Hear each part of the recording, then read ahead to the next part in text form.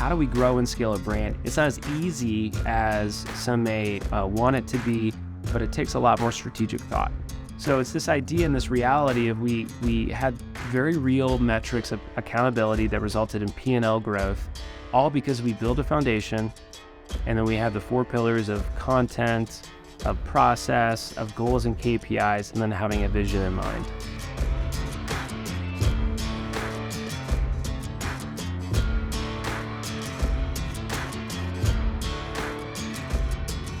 Welcome to the Backcountry Marketing Podcast. My name is Cole Heilborn. Today, I'm sitting down with Jon Bausman. He is an outdoor marketer. He's been in the industry for 16 years now. Most of that time, he's been in the retail and outdoor space. And the last 5 years, Jon, you've been in some executive leadership positions in the industry. Yep. Jon, welcome to the show. Awesome. Thanks for having me, Cole. I'm excited. This is a wonderful, wonderful podcast, and I'm just grateful to be a part of it. Guys, before we started recording, Jon went through a lot of work to make sure his video and lighting setup is perfect for today. And if you're actually watching this on YouTube, where we've recently been publishing, then you get the pleasure of seeing Jon and I here almost in person.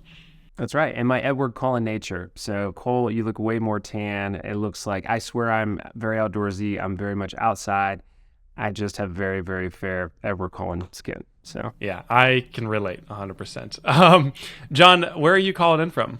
I'm calling in from snowy Denver today. So I'm excited that I have both a view of Cole, but a view of, I want to say, what would be mountains if the snow isn't coming down, but it's a beautiful snowy day here in Denver. Awesome. And as your intro informs us, you've been in the industry for quite some time. You've had multiple jobs, multiple types of experience. Jon, I'm excited to get into our conversation today. We're going to be talking about how to scale a brand, how to grow a brand. But before we do so, I'd love if you could just give us a kind of a quick highlight reel of where you've been and what your job history has looked like. Yeah, thanks, Cole. Appreciate it. So fun fact, I actually went to college studying theater, and I only added marketing because I heard that failed actors went into sales and marketing. So I was like, oh, great, backup plan. Let's just throw that in. But delved into my classes, really enjoyed it, got my MBA as well, and started out in the retail space, and then eventually was a digital consultant at a mid-sized consultancy in the Midwest. But that's kind of where I started in the outdoor industry. I was an OG influencer, and I say OG because it wasn't even a term yet. We didn't even know what to call ourselves yet, but I was an OG influencer for brands like the Super Bowl and Columbia Sportswear. Got to be one of their original influencers in their Omni 10 program, which was incredible and a blast. But that's also where I started testing for Backpacker magazine and now Outside magazine.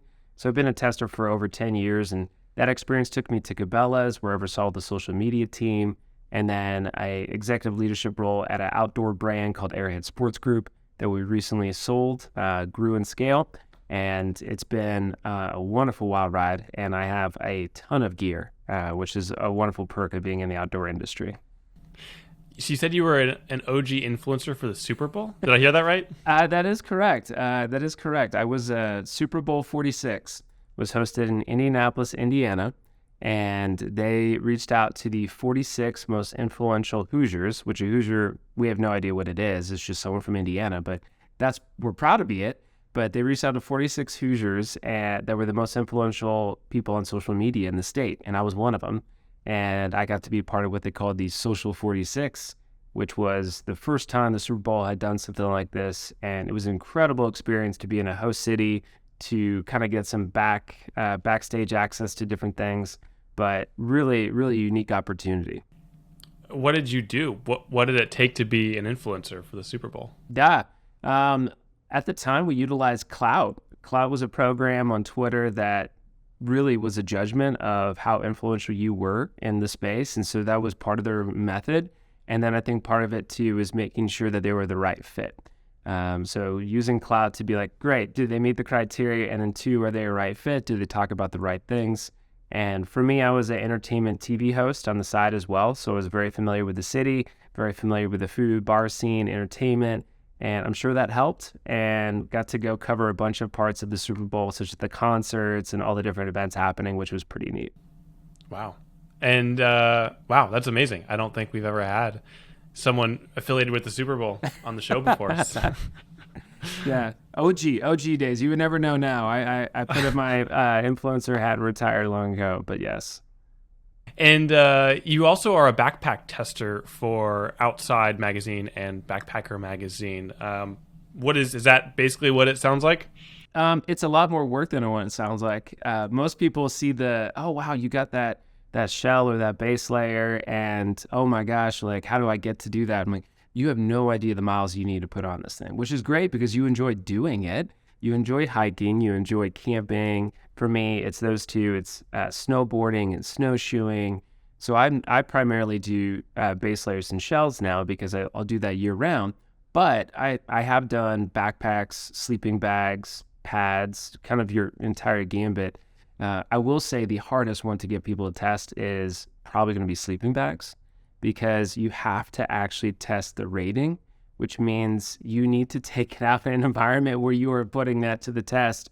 And that's not going to be a good night's sleep. So I have a ton of respect for testers, especially ones that do categories like sleeping bags. First, I want to thank you for taking the time to chat. And when we connected earlier, we talked about a lot of different topics that we could discuss on this call. And you've had, quite the experience in the industry. So you've got a lot of different perspectives and a lot of different ideas.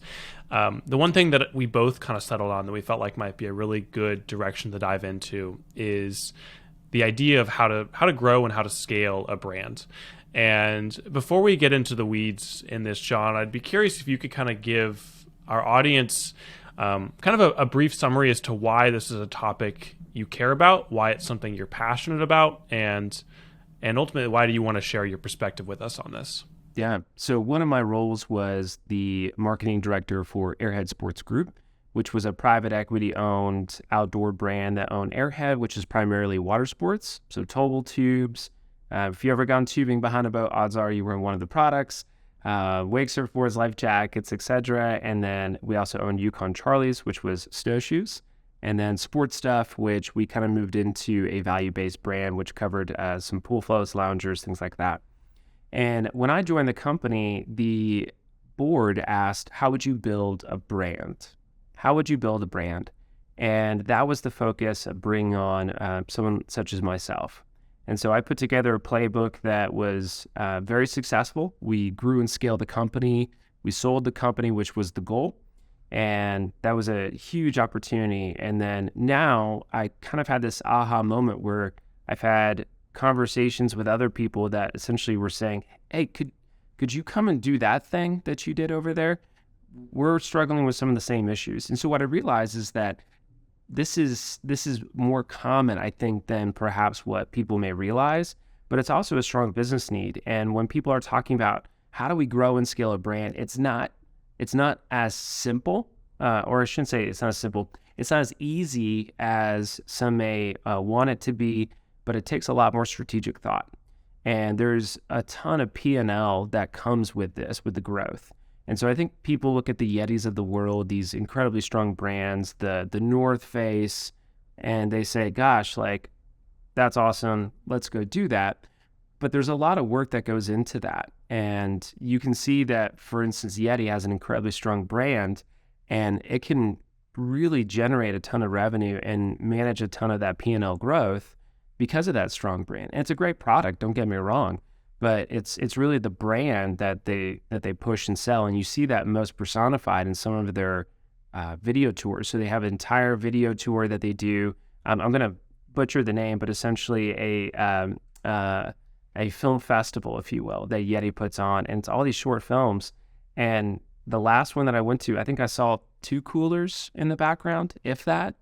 But yet this thing packs out, and everyone goes there, and so that began the conversation of, well, how do you do that? And so from my background, being able to take, hey, here's some of the formula that I've been able to do that successfully, and to share that with others so they can understand, 1, how can I do that? But then 2, how do I find a marketer that can come do that for me? Because you got to have someone that can run the play. Yeah. So let's cover some basics before we jump in. I'm curious, how do you define a brand? I define a brand as the thoughts, feelings, and emotions associated with a noun, for lack of a better term. So that noun could be a business, but that that can also be a person, right? Kim Kardashian obviously has an incredibly powerful brand. There are human beings that have really powerful brands. We call them their personal brand, but they have an incredibly powerful brand. But that also relates to obviously companies and businesses, and it's far more than a logo. Because when you think of, for instance, Coca-Cola, there's a lot of nostalgia that's felt with that, especially around the holidays. The Santa packs are coming, things like that. There's just this essence about it. So it's far, far more reaching, and the history is pretty significant, where branding actually got its start back in the medieval times with knights and the crest. So the crest meant something. That was your brand. That was your family brand. And so it meant so much more than obviously what is on there. And I think that still holds true today. And when you're talking about growing and scaling a brand, how do you define growing and scaling? Are there what are the metrics that you look at? Are you looking at a P&L sheet? Or what are the few things that you're examining? Yep. One, P&L, absolutely. You got to end up eventually justifying some of that growth and justifying the investment, but also what's the return on that investment. And part of that is managing the expectation of how long will that take, right? What exactly, is this a 6-month play? Is it a 6-year play? What does that exactly look like? Because it very well may follow the hockey stick methodology, where it's kind of a dip and a slow piece, but eventually it's rapid growth. And so managing expectations on the P&L. The second is going to end up being, depending upon how your business is selling, whether you're a distributor or retailer or direct to consumer, is the account growth. So focusing on how many people are increasing that account. So whether the revenue is growing, is it growing because we're getting repeat buyers, which is great. Let's see that customer lifetime value increase, which is an important method.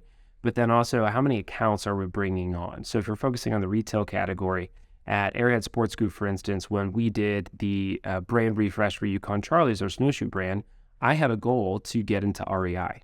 That was one of my goals. Incredible company. We wanted to grow in the outdoor space. And so that was a goal. And that was pretty straightforward. We either did it or we didn't. Side note, we did it. We actually got in and we got 2 exclusives with REI. And we actually got noted as one of the best snowshoes of 2022 by Backpacker and Outside, which had nothing to do. I was not a tester in that category, to be clear. But those are different ways that you can measure that. I think people often go to what's easy, so you could look at social growth. But there's obviously, I think, a little bit of pro-con with that, right? Because engagement rate, to me, is a better metric to say I'd rather have 1,000 people that really engage and love my brand than 10,000 people that don't. So there's different ways you can look at that. There's email list subscription growth, site traffic growth, increasing your conversion rate, increasing your AOV. Those are all different methods that you can see that this is working, that people are desiring this brand. And of course, I'd be remiss if I didn't mention search queries. So how many people are actually looking for your brand? Are you seeing an increase in that? Are you seeing an increase in branded traffic? That's a wonderful metric of success. Gotcha. So P&L, customer lifetime value, social growth / engagement, and search queries are kind of some 4 metrics that you would examine to define whether or not a brand is growing. Yep, absolutely. Well, we've got 4 pillars that we're examining this idea from. And before we jump there, I want to understand, who is this advice for? Is this for businesses who are under $1 million in revenue, or over 500 million? Who does this apply to? Everyone, or is there a certain audience that these 4 pillars are really tailored for? These 4 pillars are really tailored to the small and medium-sized businesses. I would end up saying anyone that's about 160 million and below is probably a good target market for this. Theoretically, if you're over that hump, I would hope that you've done a lot of these elements, but they may not have. So this could also be, for a larger company, a really good just checklist to say, hey, are we doing that? Is that something that we're actively doing? Have we done that? Do we need to revisit that? But this is really going to be successful for those small to medium-sized businesses up to 160 million. Gotcha. So let's dive in. What is the first pillar? Now, well, first we're going to start with the foundation of this house. So we're going to build a house together in this analogy, and there's 4 pillars to this house. So the foundation that we're going to end up setting is going to be your brand guidelines, which sounds so simplistic, but many people, I think, skip that step, or they go through it too quickly. And what I've found is that this is really your starting point. This is everything that you're building these pillars on top of. So it's not just your logo treatment, it's not just your type font, but it's your core values. It's your voice. It's essentially looking at the marketplace and finding that either blue ocean or what your niche is going to be, and then positioning yourself accordingly and ensuring that the brand guidelines support that. And there's a process to go through that. There's a process that I would highly recommend that's collaborative in nature. And I would definitely recommend setting a timeline for it, but not rushing through it. And when I've done this in the past, I've done this for several brands. What we've seen be successful is if you clearly map out the process and you have a key group of stakeholders that are going to be bought into this decision. And essentially at each stage gate, you walk them through the recommendations and you allow the conversation to happen, right?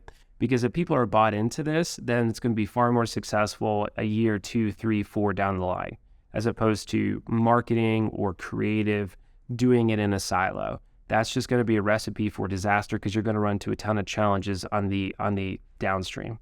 So starting out with that, and the process to do that needs to be collaborative in nature with key stakeholders. But once you have buy-in into that, then you end up getting to go on and building on top of your foundation. So that's where we start getting into our 4 pillars. The first pillar that I really want to dive into is content marketing. I am a firm believer in strong content marketing. I listed some of the brands earlier, Yeti, The North Face. There's a number of brands out there that do this well. There's a number of brands out there that don't do this well. But when I call those areas out, Yeti is an incredible content machine. The North Face has some amazing content. Columbia Sportswear has some incredible content. And so seeing all these different elements of, well, if you are essentially building this house, you might be direct to consumer or you might be e-commerce, which e-commerce could be a broad term encompassing Amazon. It could be encompassing other platforms like Walmart.com, but you could also be selling into distributor networks, retail networks. There's a lot of different places that you could be selling. Your content is going to be one of the strongest elements of this home because your distributors, for instance, may want different types of content that may not be as of interest to them, but your outdoor retailers, that's going to be of a strong interest. If you go into an REI, for instance, or a Dick's Sporting Goods or a Scheels, you're going to end up seeing a lot of really strong content and a lot of really good in-store experience. And so you have to have the content that can support that storytelling because people are going to end up seeing the product, and that's great and that's wonderful. But if they end up seeing, for instance, an incredibly engaging photo or an incredibly engaging go-to-market strategy with video content, that's going to be powerful. When I was at Cabela's, we actually did a UGC-centric Father's Day campaign called Father's Day First.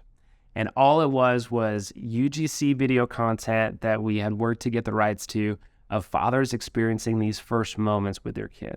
So dad out there with his iPhone that, hey, my son just caught his first fish, or my daughter just harvested her first buck, or my kid just saw a waterfall for the first time. And it was just this compilation video. And it was raw and it was real, but it was impactful.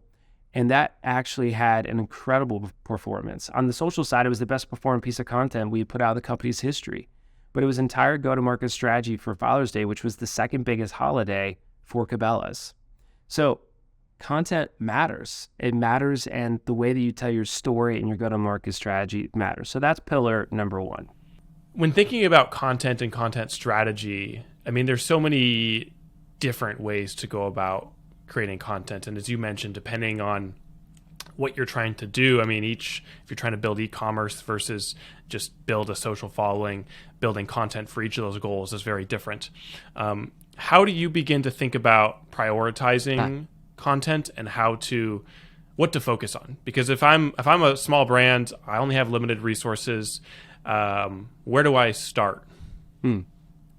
So this is an area that I'm so glad you asked this question because it starts leading into processes.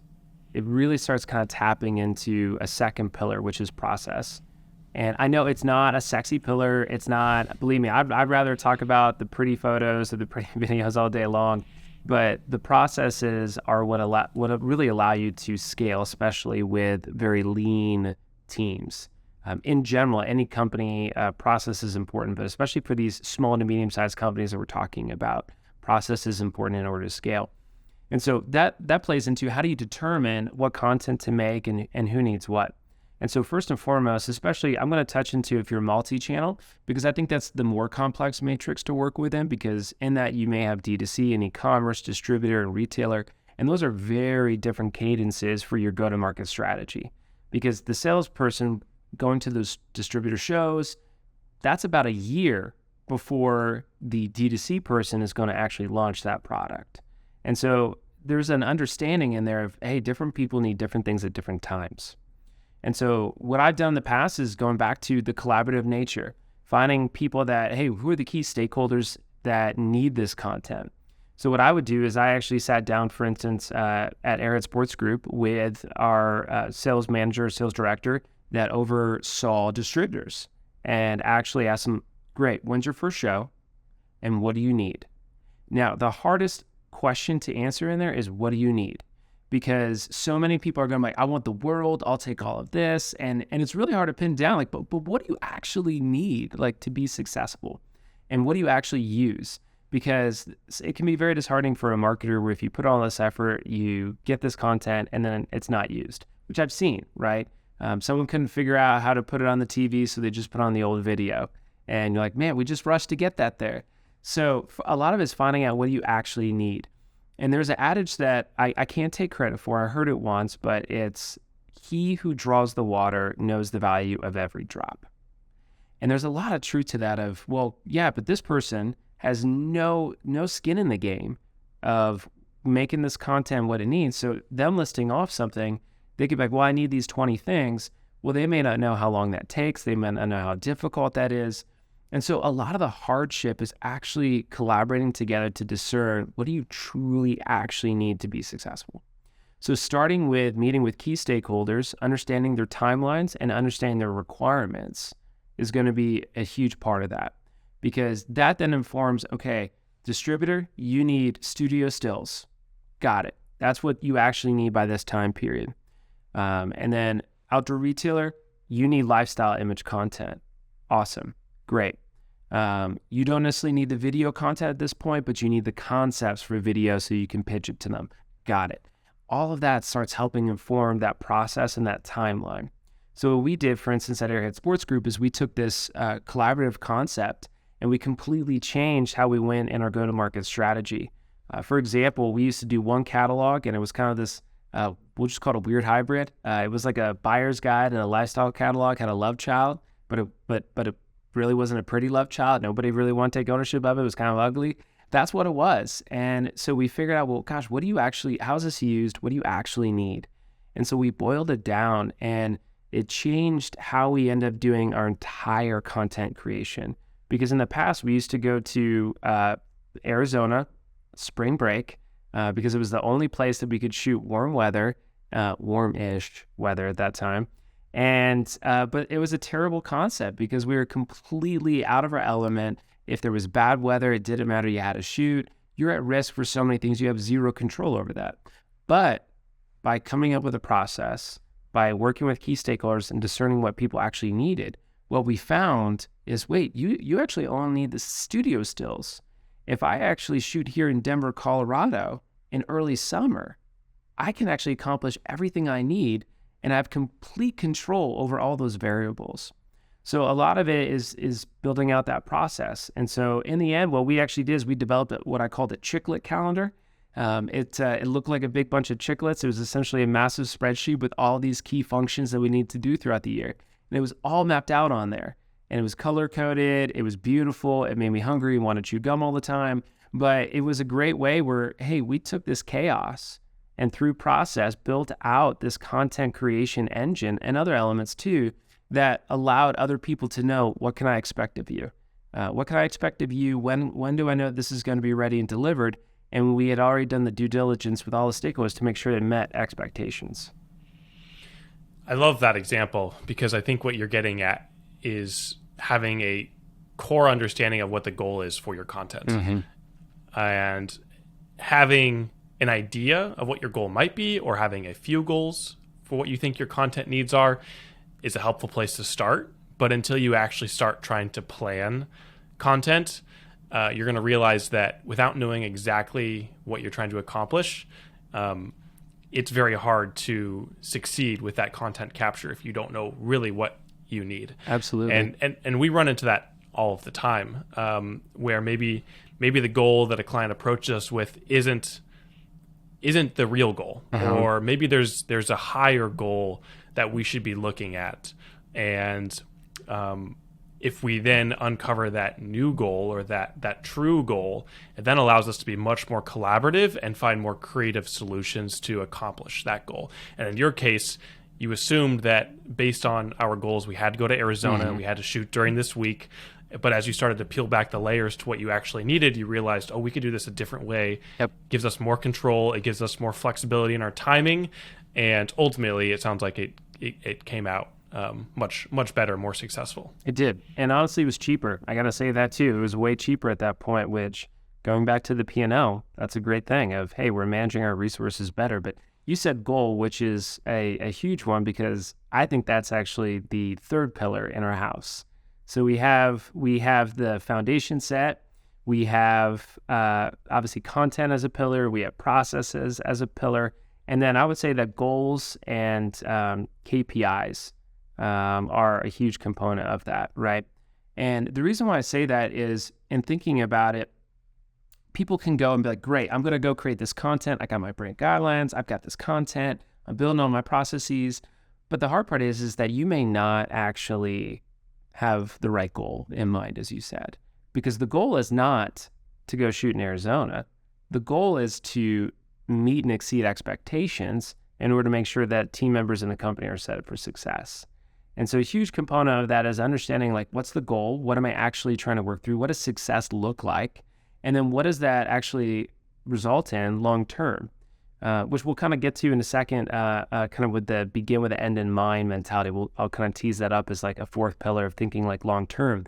But this reality of like, what is the goal, and actually defining that out simply.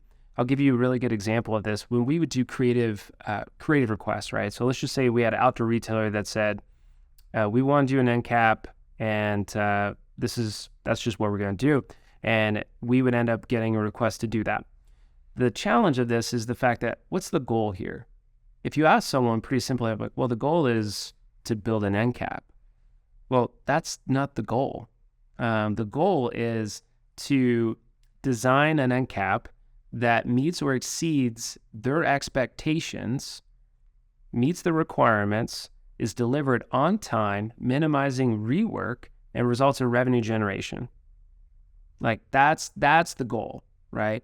And now that we actually have that more clearly defined with those 5 elements, okay, great. Now that actually helps us go back to the processes to define out how do we go about doing this work to ensure that the goal is actually met. Because if the goal is simply like to do the end cap, okay, well, can I deliver it late? Does it matter what color it is? Does it matter what shape it is? Do they need to sign off on it? Does the marketer need to sign off on it? Does the salesperson or product development need to sign off on it? It's kind of a free-for-all. But if you map it out the way that we just did, you know, okay, well, gosh, I want to minimize revisions, which means I need to know the requirements on the upfront so that I can either meet or exceed those expectations. That's part of it, right? I also need to know who needs to look at this and who needs to provide feedback into this, because that also informs our timeline, because I need to account for that, because if there's going to be multiple revisions or feedback loops, how do I ensure that we have enough time in order to meet that deadline, right? And so clearly defining the goal helps inform the processes, which can help inform the type of content that you're creating based upon your brand guidelines. So it kind of all works in this beautiful tandem piece where you have the foundation and then the pillars working in succession with one another. And I'm curious your thoughts. I might even add a 6th component to that goal list. I would be curious to know if I'm a consumer and I walk past this end cap, what is my initial response to this display? Like, yes. How am I reacting to it? And I think that informs a lot of the content or the design elements of the end cap. Absolutely. I'm so glad you said that, because that would need to be an element of that, of what we want this experience to look like. Do I want someone to essentially just walk past it and ignore it? Do I want it to be like flash and awe? Do I want it to be simple in nature? Is it going to be wild and crazy? What does that look like? But I think that's a huge piece. I'm glad you said it because we developed an end cap for West Marine. And we actually freed up a lot of work through our processes in order to do some of these other things that actually drove revenue for the business. So we actually got an NCAP program in West Marine, and I was in San Diego. They have a store there in Point Loma, and it just happened to stop in. I was curious. I was like, I just want to see our products. I want to see the NCAP. And so I'm there in the NCAP, and I'm looking at it, and this gentleman walks by, and he's looking at it.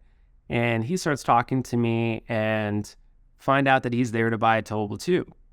So I tell him, I said, hey, full transparency, I don't work for West Marine, but I'm very knowledgeable in the category. So if you have any questions, if there's anything that you want to know, feel free to ask away. I'm happy to help. Well, by the very end, he ends up buying, he at this point knew that I worked for the company, but he ended up buying a towable tube. It was our flagship item that we just launched. And he bought, it was a jet fighter, and he bought a booster ball, which is a rope that also has a ball to keep it out of the water. He probably spent about $400 or $500 easy right there. And I remember asking him, I was like, hey, can I get your feedback on this? And so I showed him some of our old packaging that we had because it was still on the shelves. We were going through some of the inventory. And then I showed him obviously the end cap. And he said, well, yeah, this premium experience, I just spent like $500. And I didn't even blink on it. Like, I just was like, I'll buy that. He's like, this looks like it should be here.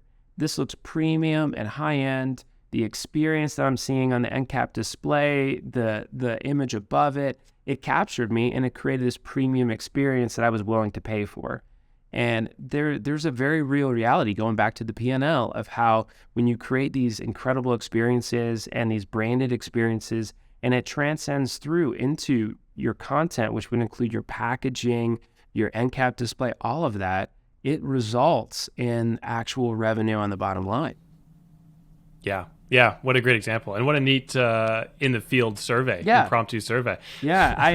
I got a selfie with him. I had to at that point. I was like, can I take a photo with you? And I think he had like a small yacht. I did not get invited on the small yacht, but I've been delighted to be invited on the small yacht. Like, hey, I can drive. You can chill and have some drinks, and I'll tow it if you want. But that part didn't happen yet. So it's no secret, it sounds like, that these 4 pillars are all intertwined and they all connect to each other. Uh-huh. I'm curious, though, we've been talking about content, and that's kind of bleeded into process and goals, both of which are pillars. I'm curious if we can backtrack a little bit and talk about the process pillar. I think we've understood briefly why process is important, but can you take us back there and kind of set that up, tee us up? Yeah, absolutely. So when I started at one of my previous organizations, there was no process to be found. It was chaotic. People could just walk in and say, hey, it's Friday afternoon at 3 p.m. I need this Monday. And there was no way of knowing like what the left hand was doing, what the right hand was doing. And I know that there's this reality, and I'm going to totally steal this with the SEALs. The SEALs have a phrase of like slow is smooth and smooth is fast. So slow is smooth, smooth is fast. And I can understand how for some people there's this reality of resistance to processes because it feels like I'm slowing down. It feels like I'm having to slow down, and the world is crazy. I got a million and one things to do.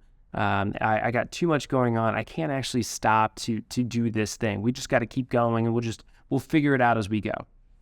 I haven't really seen that work out too well yet. There's this reality, eventually you cap at some point, right? There's only so much time in the day, only so much grit that you can put out there. And so there's this element of being able to look at, okay, well, if I'm going to put together some processes, I think a great way of doing that is, again, collaborative in nature. Bring in some key stakeholders and just talk about, hey, what are some of the key elements that we have to do as a business? What are some of the pain points that we all experience?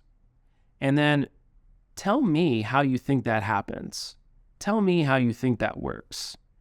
And essentially start with that current state. What's that current state that we're experiencing? Let's just document that, right? So this is currently how we think we do things, right? A good example would be photo shoots.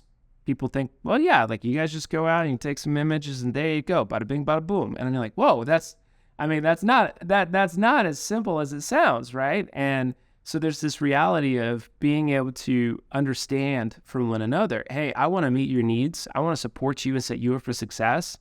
In order to do that, it would really help, I think, if you understood the process of how it takes to do that. Because if you understood that that's not a short time, that takes a long time to plan. There's a lot of different considerations involved, such as location, weather, timing, equipment. Do we actually have public water? Do we have private water? And then I have to ensure that I get the right model mix. There's a lot of different elements to that, especially when you throw in if you're outsourcing with like video content, etc. So starting with what's that current state look like? Let's just talk about that. What are the challenge points? Great. Now let's talk about ideal state.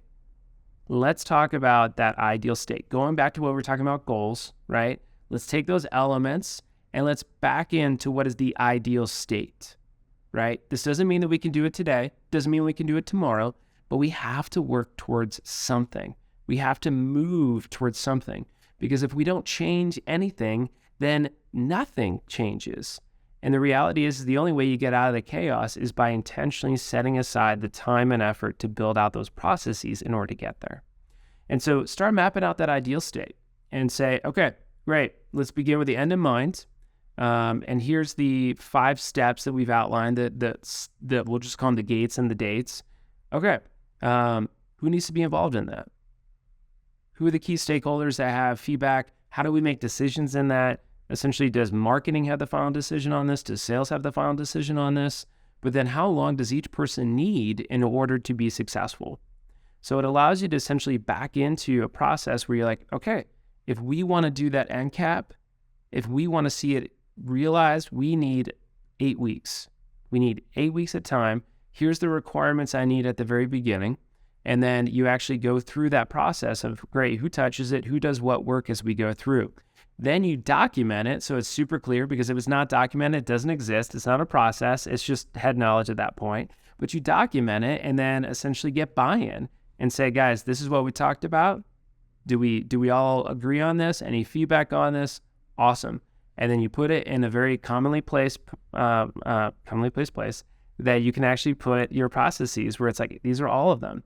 That way it's helpful for onboarding. It's helpful for refreshers, but it's also helpful for accountability, because I can say to someone, hey, I know that we agreed on doing this. I really would like to stay to this process, right? I really would like to stay true to this. Is that fair to you if we could continue on that pathway? But it's also fair to say, hey, like, I know that you expect me to deliver this on time, but I also expect this of you because we agreed upon it. So if you expect me to deliver it on time, I need you to follow through on your end too, because we're not magicians. And the last thing I'd say is that it's important within that process to actually take in account, what does an urgent look like? So what we would do is we would map out, like, great, this is what it looks like. It's an 8-week process. And then what we would do is we would outline, okay, well, what does an urgent look like? And so we would outline a process to circumvent of, like, okay, in the event that something is urgent, this is what the process would look like for doing that. However, you have to build in accountability within that too. So we actually had in there that all urgents that went through the creative team had to be approved by me, because I had to be like, hey, I recognize that this is important for the business. I'll approve it. But the second is we had to know why. Why is this urgent?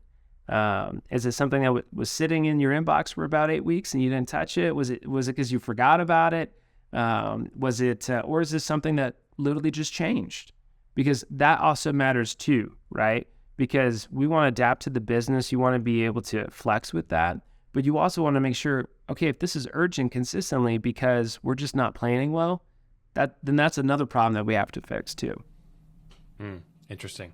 I love that phrase, slow is smooth, smooth is fast, and the idea of identifying your ideal state and then trying to figure out how do we get there.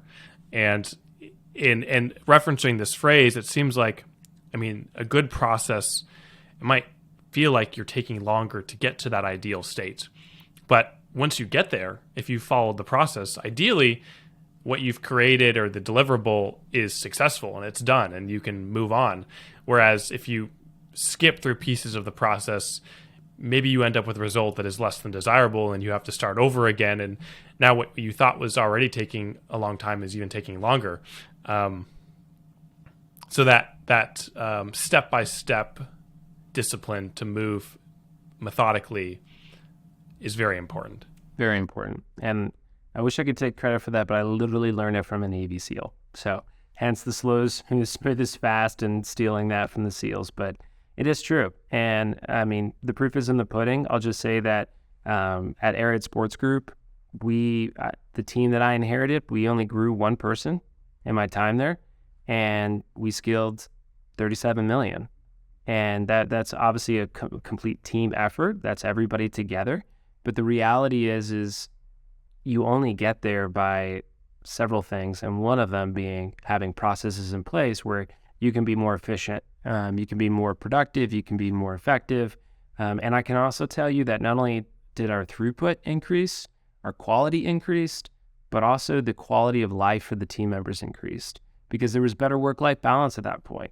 And someone couldn't just come in and consistently on a Friday at 3 p.m. and say, hey, I need this Monday morning. Sorry, I've been sitting on it. And I know you're going to do something with your kids this weekend, but you're going to have to cancel that. They can't do that anymore. And we still want to help, but it provided a better work-life balance. So there's so many things that trickle down from doing it that allow everybody to be more successful, both in the office and out of the office. Yeah. So let's move on to the next pillar. Yep. We talked about goals and the importance of goals. Is there anything else that you'd want to cover with that idea, with that pillar? It's very similar to, I would say, the fourth pillar, but we can go ahead and just dive straight into this fourth pillar. So I'm a big believer, of course, goals, you got to have the KPIs for it, but you really have to have that vision in mind, and you have to be thinking many, many steps ahead. And what I mean by that is, good example, you can do the foundation, you can do pillar number 1, but if you don't have a vision for things such as, great, I'm going to make all this amazing content, well, what's my file nomenclature going to look like? How am I going to disseminate all of this content to multiple key stakeholders, in-house, external partners, whether it's a retailer or a distributor? How am I going to get it there? And so many times people can start this way and they're like, oh, we'll just figure it out, right? Well, the problem is that if you don't also have that vision and that perspective in play, then essentially you build your own Frankenstein, right? Because, man, I just shot out, and you're a content creator, these are not small files. And so you're going on, you're creating all of this rich content, be like, how do I get it to someone? How does someone digest this? How do they end up receiving it? Not only for purposes of like maybe in-store or social or email or trade show, but also how do I end up doing it where they can put it on their website, right? How do I get it up onto their site so that we can generate revenue? And so many times people end up doing some of these steps without actually having that long-term vision in mind. And so for me, one of the elements that I had, it was kind of a 2 to 3 year play, was the idea of I had to prove out that content would work. That this content, hey, we were capable of doing this so that we could get more support and investment into that change. And then building out the processes, establishing the goals. But then the fourth was having that vision to say, I want to put this into a digital asset manager that's also going to function like a PIM. Because what I want to be able to do is I want to create this incredible, rich content that's going to be so easy for people internally to be able to experience it, to share it. And this content that we're talking about expands more than just video content, lifestyle content, and studio stills. It includes copy, so product descriptions, features and benefits, SKU information, all of that. And for us, it was this vision of, great, I'm going to build towards that, and having to build that in mind. So it completely revamped. Okay, how do we name our files so that it gets ingested appropriately? Because certain people in the company are going to look for stuff based upon the product name, like me. Some are going to look at it by SKU, like operations. And so ensuring that, again, it's collaborative in nature, that the key stakeholders are brought into the process to understand what would that look like.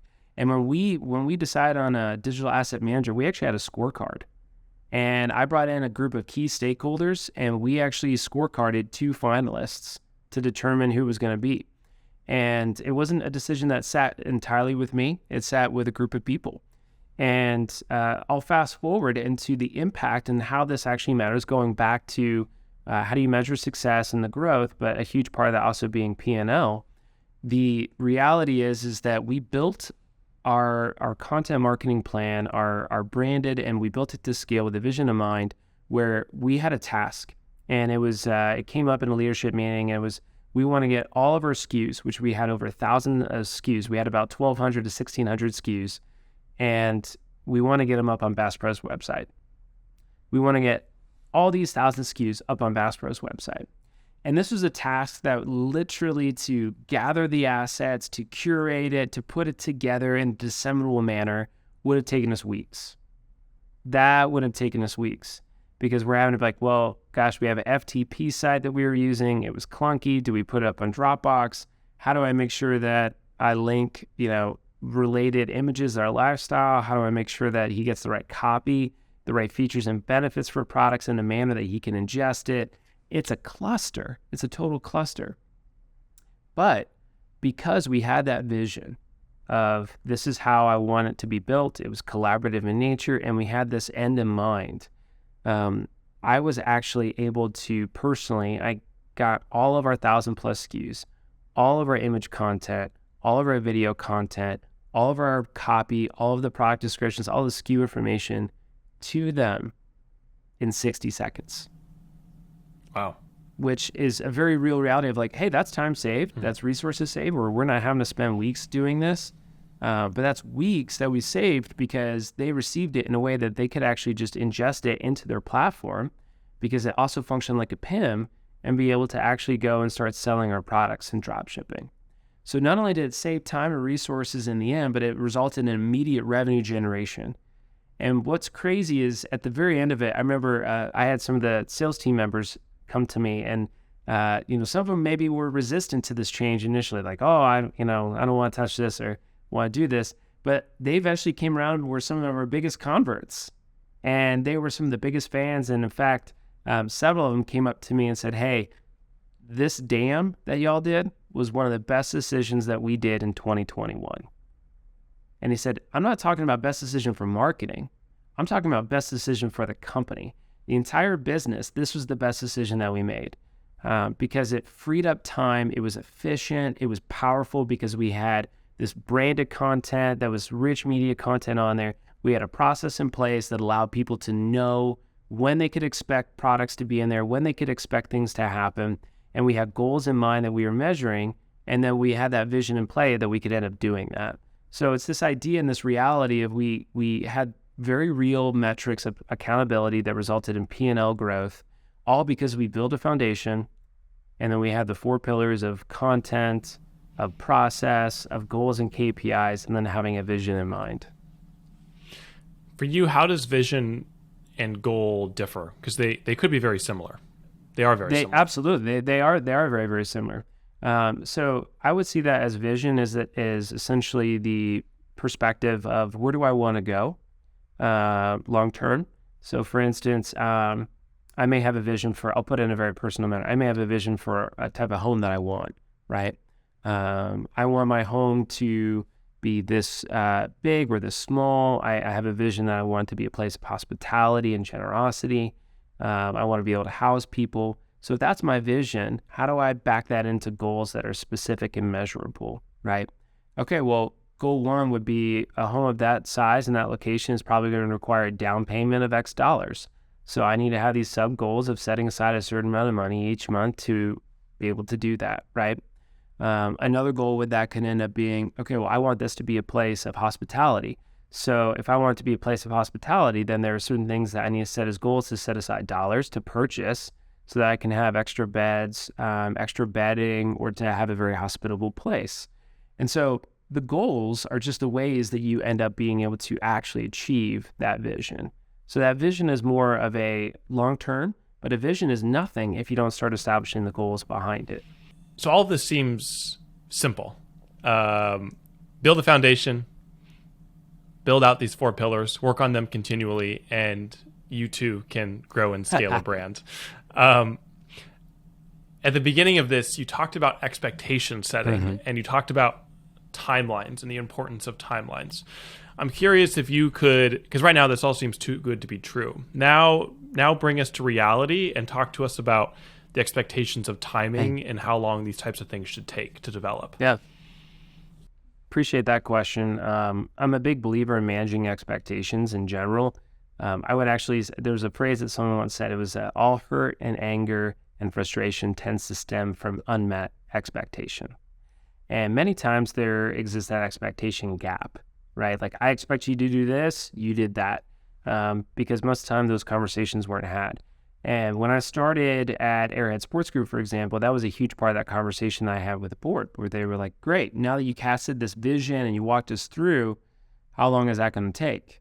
And so walked them through realistically, like, well, it's going to take some time for us. It took literally about 2 to 3 years to really start getting to that point that I was talking about, because we wanted to do it the right way and we wanted to make sure that it was going to be successful. Now, of course, money can help expedite that, right? Because you can't outsource certain activities. If you had an unlimited budget, you could be like, man, I'm just going to hire all these photographers and videographers or do anything like that. But you're working in reality, which is working with constraints. So working within the budget that you have to say, okay, how do I do this in a way that achieves the goal, meets that expectation, but I can do it in a very, honestly, like practical way within the means that I have. And so, one, I think it's being realistic and setting expectations appropriately. I'd rather over-deliver than under-deliver. I'd rather deliver before time than deliver late. So first is, I think, just managing the expectation for how long it takes. 2, I think you have to make sure that you have the right people in the right seats on the bus. And I think that's incredibly important. And what I mean by that, too, is I had a team member who had been with a company for over a decade. He's an incredible creative designer, probably the fastest person in Photoshop I've ever seen. He's absolutely incredible. But when we ended up actually doing the rebrand for Yukon Charlie's, I went with my youngest team member, my newest team member, who had just graduated from college, who had only been with us for 2 to 3 months, because I saw something in her and I saw her approach that I was like, you are the right person for this. It didn't matter tenure. It didn't matter essentially any of that. It just mattered, hey, I believe that you have what it takes to do this, right? And I know it's going to seem intimidating. I'll be with you every step of the way, but I think you're the right person to do this. And so the other team member has a ton of value and still does, right? They were an incredibly valuable team member, but this important task wasn't for them to have, it was for someone else. Whereas that person had a ton of other important tasks that only they could do. So I think it's important to make sure that, one, we have the right people in the right seats on the bus, right? That's always going to be an important method to be able to do that. And then to be collaborative in nature. You've heard me say that kind of throughout, is level set those expectations, make sure you have the right people in the right seats on the bus, which you hear me talk about what the process is, bringing those key stakeholders, but then also be collaborative in nature. Because if you do this in a vat, if you do it all by yourself, if you do it even as an entire department, the reality is that no one has been brought into that, no one has buy-in into that. And so even though you may think that you just created a beautiful masterpiece of a brand that you're ready to build and scale, one, you don't have buy-in from the key people you're going to need to be able to do that with, right? And 2, now you're going to go from trying to build a brand to dealing with conflict and change management, versus the reality of, if they were brought in the first place, then you really mitigate a lot of those challenges of those conflicts and those change managements, because, like, hey, you had a voice, you had a say in this, and it's a very democratic process for us. We ensure that everybody got a vote, didn't matter who it was. And my rule of thumb was, I had 3 creatives, and I said, if we get into a tie between 2 creative designers, my third designer, who's not in the running, gets to cast the extra vote. It's not the CEO, it's not the head of marketing, it's the expert in the room, which in my mind is the creative, who is not biased, because now they're not in the running. And so I think if you follow those pieces of being level setting expectations, being realistic, give yourself a little bit of that buffer, and then 2, make sure you have the right people in the right seats on the bus. And then 3, be collaborative in nature. It can be successful. It can be very successful. But a lot of that is, again, ensuring that you're doing those things and that you have a leader in play that is capable of doing those things. So we started this conversation talking about the kind of the brands that we all look up to, the North Faces, the Yetis.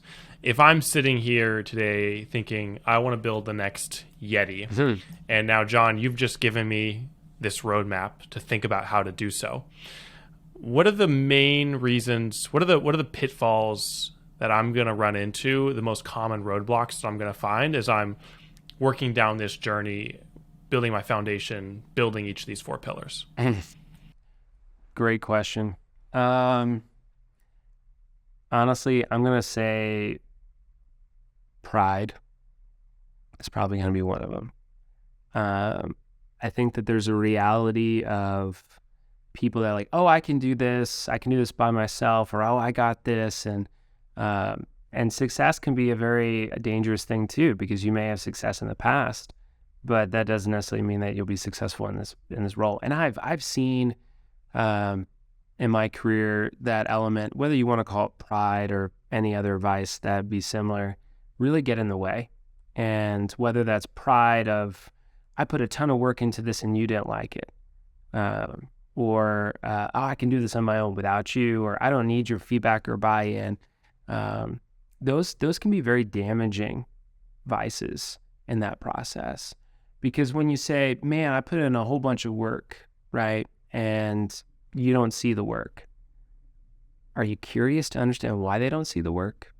Are you curious to understand maybe they just didn't get it? Maybe you didn't communicate it the way that resonated with them. But that's also, to be honest, why in my processes, we have ground rules for feedback. All of our feedback has to be constructive and has to be specific. I know someone used to walk into our office and they would grab something off the wall and be like, this sucks, and throw it on the ground. I'm like, I have no idea what to do with that. I mean, I that's not constructive, that's not specific, and now I have emotions hurt in this room. But the reality is that, again, if you have the process in place that says, hey, all feedback has to be constructive and specific, it allows a better environment for humility to thrive, because you're able to sit there and to share something that matters to you. And if someone doesn't see it that way, you can actually engage in meaningful conversation because, hey, you're being constructive and you're being specific. And if we're a good team, then I'm assuming that your feedback is for the benefit of our greater good. So I think pride can be a huge downfall into that. And I think it's also pride to say that, oh gosh, we can do this without help. I've seen so many people try to skate by or try to skimp on certain pieces of that. And the reality is that it tends to end up being a deck of cards, and it just falls, right?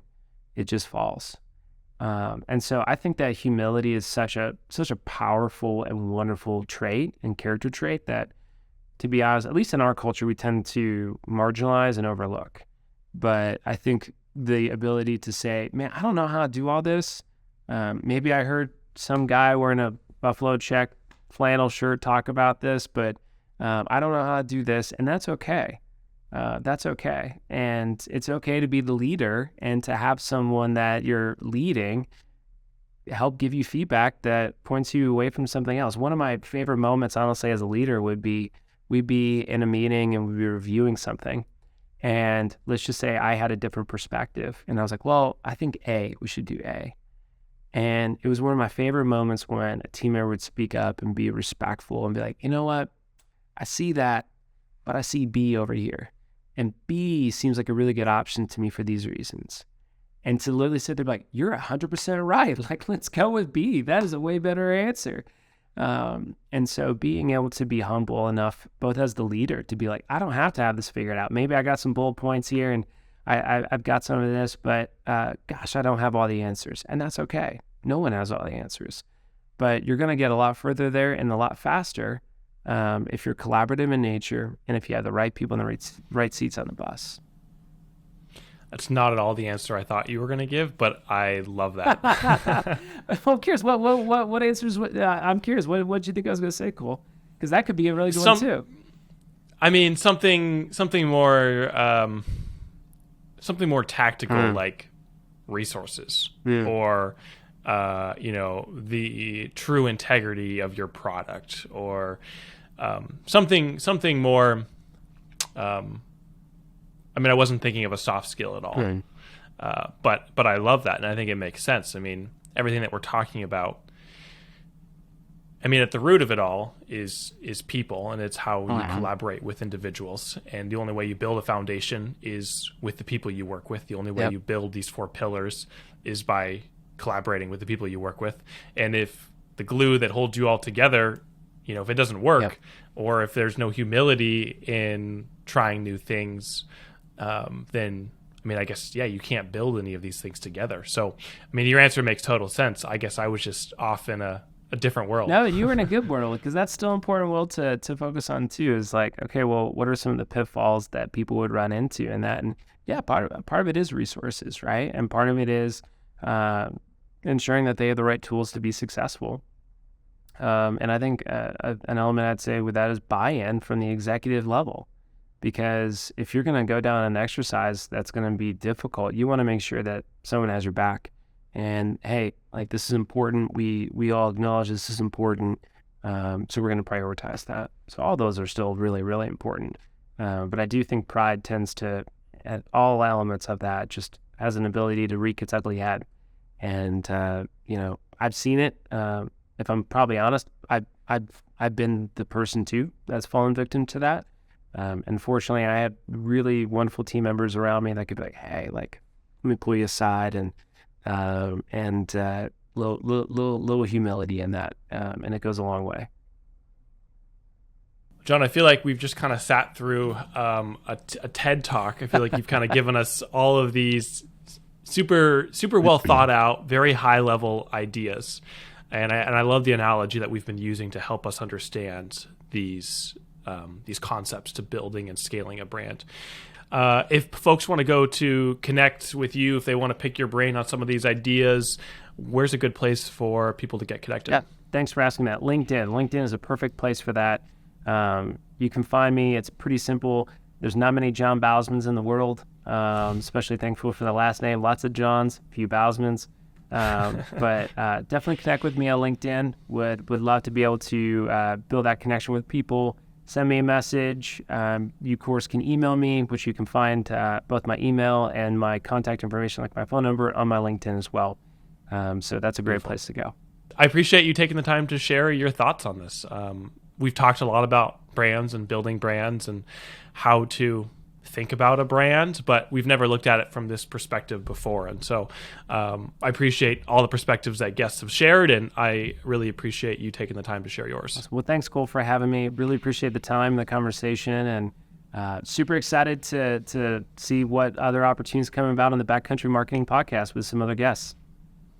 Stay tuned. We've got some ideas we're trying to rally together that should be pretty cool, which I'll tease it out there. It eventually will not just feature myself, but hopefully it will feature less of me and more of other talented guests. Okay. Stay tuned. All right, that's a good teaser. That's a great teaser right there.